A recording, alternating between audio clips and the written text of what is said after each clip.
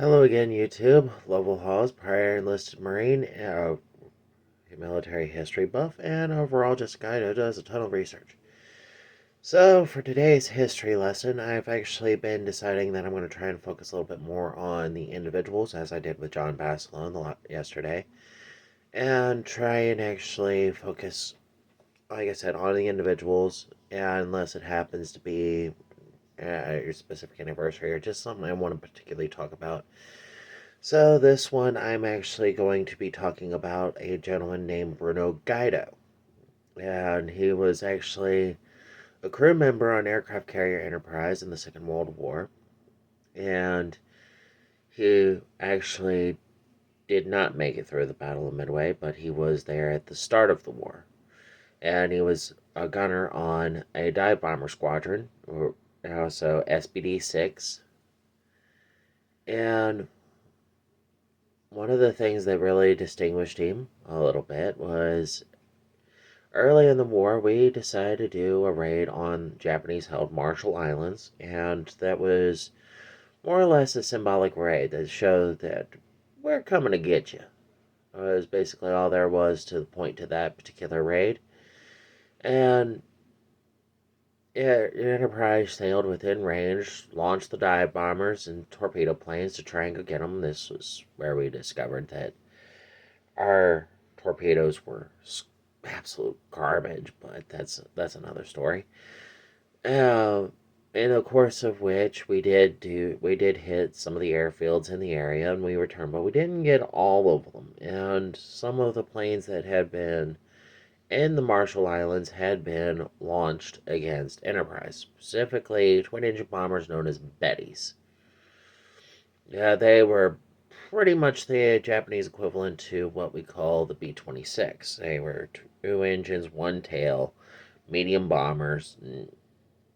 So they would take off from the Marshall Islands, come to get Enterprise, and then return home.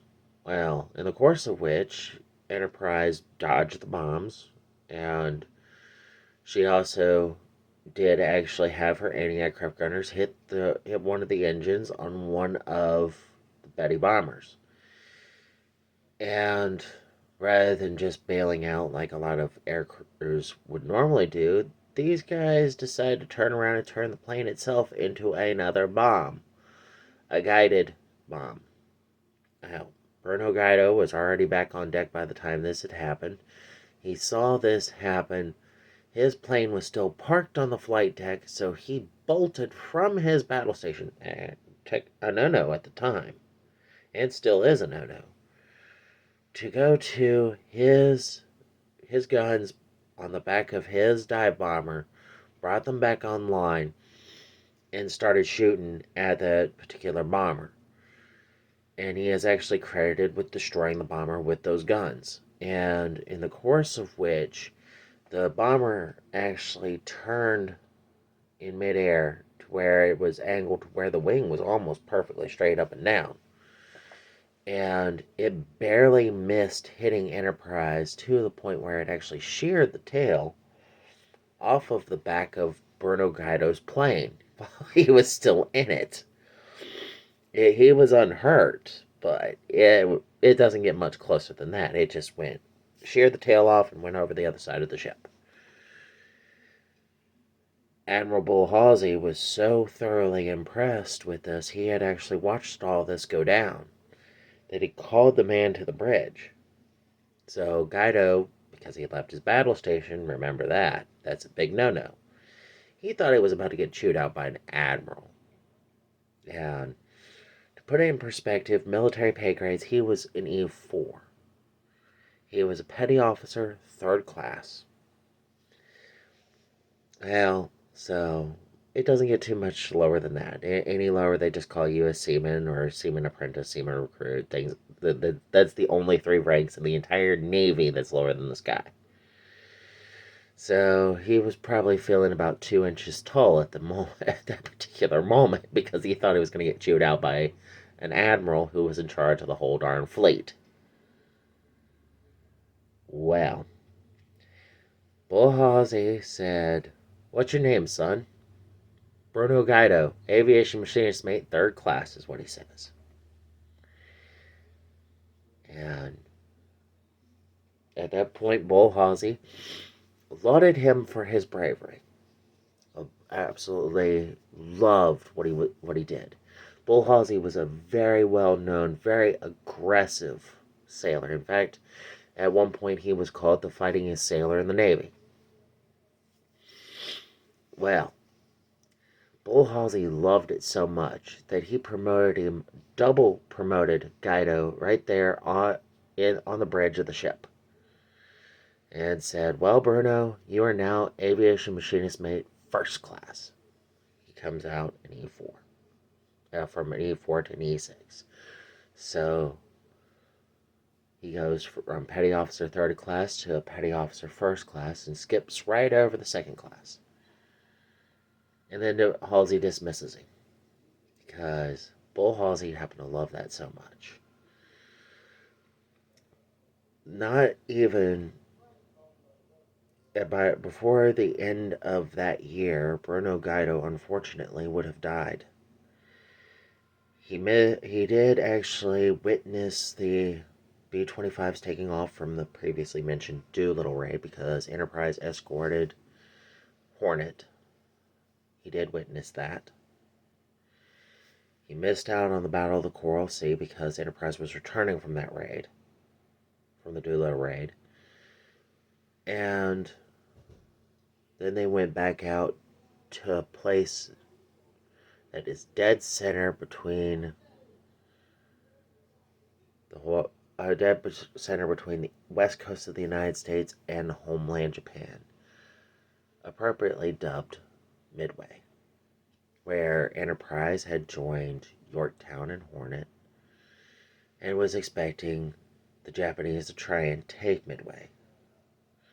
So Guido was actually still part of SBD-6, and was actually part of almost a blind luck situation where, because of a whole bunch of other issues that had popped up with the aircraft carrier flight groups, the U.S. aircraft carrier flight groups, our torpedo bombers had gone in pretty much alone and gotten torn to shreds. And the Japanese combat air patrol was still looking for more torpedo planes. Well, torpedo planes fly low. Dive bombers fly really high. So they came in virtually unopposed by the combat air patrol and with fighter escort. Guido was on board one of the dive bombers that ended up sinking 3 of the 4 Japanese carriers that was a part of Aikido Butai. Basically, for lack of better terms, the Japanese equivalent to the Spanish Armada. And those aircraft carriers were the heart of that armada, and they gutted it. Unfortunately, because of the maximum range, the range that they were flying meant that they were not in good shape fuel-wise in the first place coming back, and a little bit of damage that Guido's plane took on the way back.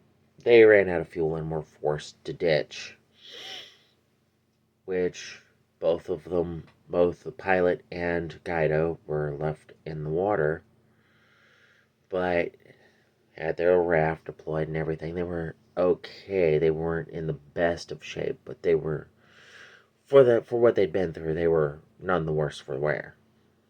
And unfortunately, their luck took another bad turn.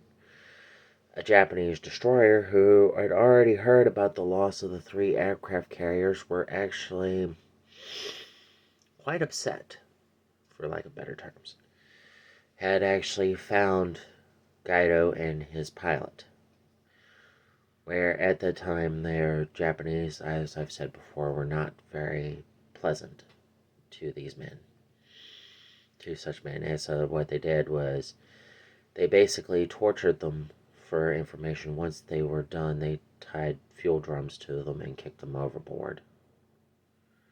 Both men drown after having been beaten.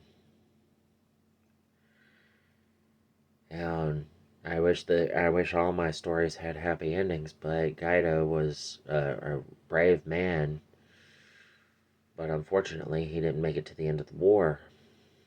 And so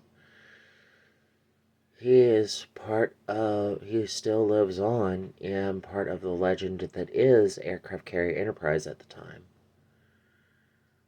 One of thousands of sailors who actually called that ship home.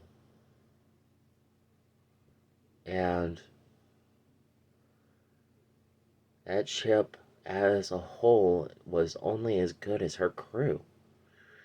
Well, that's since that is the thing, Enterprise was known as the Grey Ghost, Lucky E, Fighting E, the Big E, Fighting City of Steel, and Guido contributed to that legend. He had a lot of good friends, and he was a good man. So, as I've said, not all my history lessons are going to have happy endings, especially when I focus on something this small.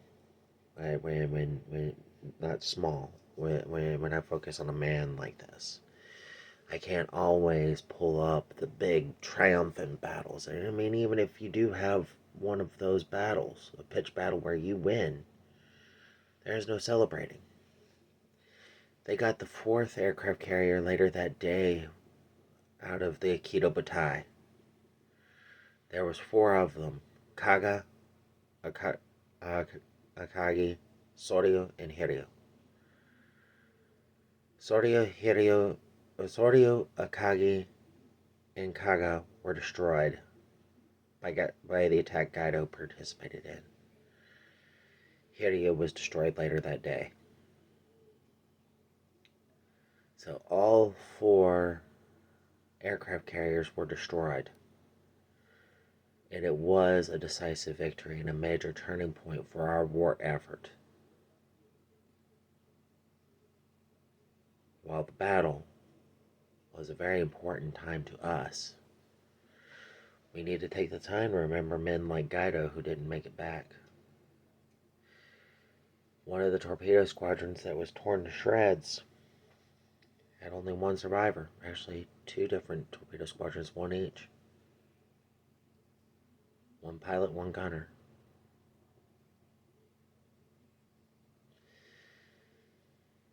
So we need to remember the ones that in places where we really win. We need to remember the ones who paid the price, who didn't live to see the victory. So, especially ones as brave as Guido, who put it all on the line. He didn't. Like at one point, I have to wonder if he even cared whether or not he made it back in one piece or not.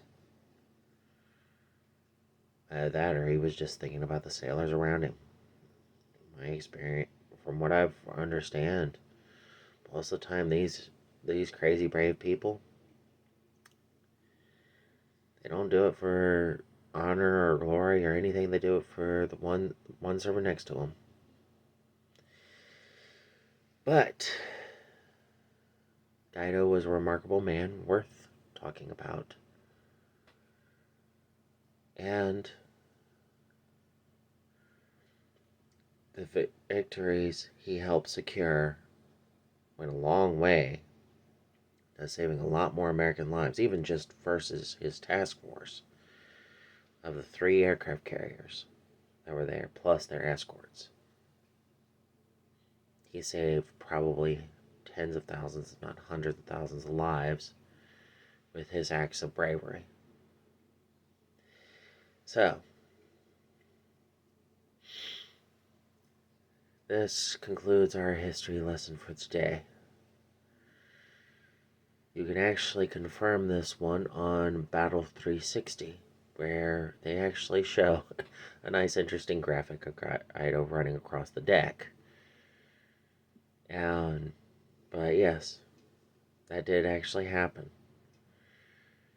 And, but you guys have been awesome. I'm getting a lot of returning viewers. I've been enjoying that. If you're enjoying seeing that, that means some of you are coming back and taking a second look at the same video. But I've been level. You guys have been awesome. And I hope you guys continue to have a good day.